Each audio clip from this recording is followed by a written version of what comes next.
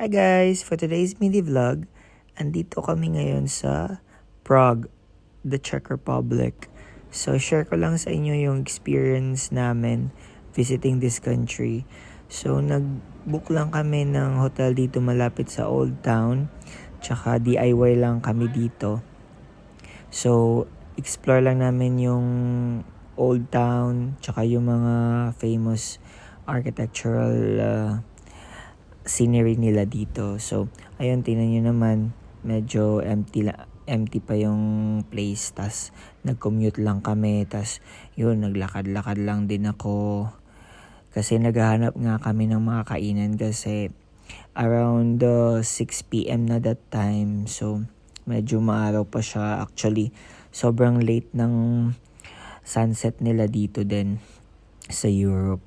So, yun, ginabi na nga kami sa kakalakad kung saan kami makakahanap ng pagkain.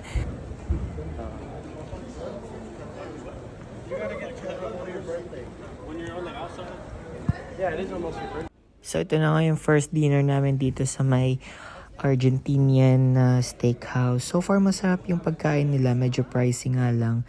Tsaka a good thing is meron silang pa-free traditional vodka nila dito sa restaurant. Itong El Gaucho.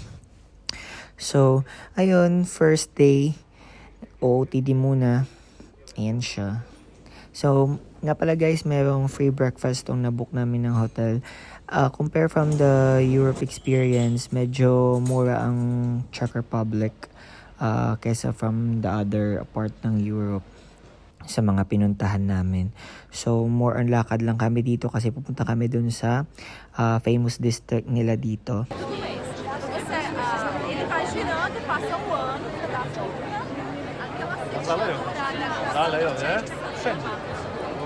So, pumasok nga kami dito guys sa church ng St. Francis. Tingnan nyo naman yung wall nila guys. Ang ganda. Pati yung chandelier. Grabe, mamamangha ka talaga.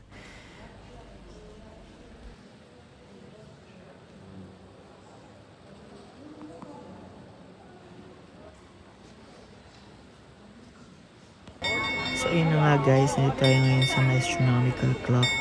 So, every 30 minutes, yung mga tao dito nag-aabang para lumabas tong mga famous apostles kasi parang may mini show. Mini show? So, ayun, naglakad-lakad lang. So, ang sarap lang dito kasi hindi mainit, hindi rin malamig. Ayun guys, so kung maglalakad talaga kayo lagi sa travel ninyo, magdala lang kayo lagi ng comfortable shoes. So, hindi maiwasan na tikman talaga itong chimney cake nila dito. Itong pinaka-famous dessert nila dito sa Prague. Tas, ayun, so malapit na kami dito sa Charles Bridge. So, ayun na nga guys, tayo ngayon sa Charles Bridge. One of the famous spot dito sa Prague. So, dati nakikita ko lang to sa online, sa postcard. Pero ngayon, andito na ako ngayon sa Charles Bridge. Tingnan nyo naman guys, ang ganda.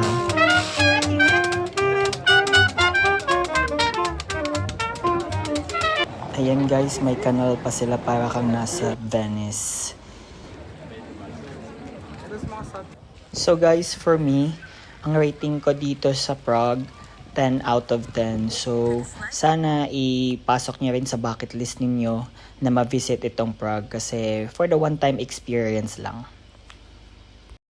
That's it for today. See you next time. Bye-bye.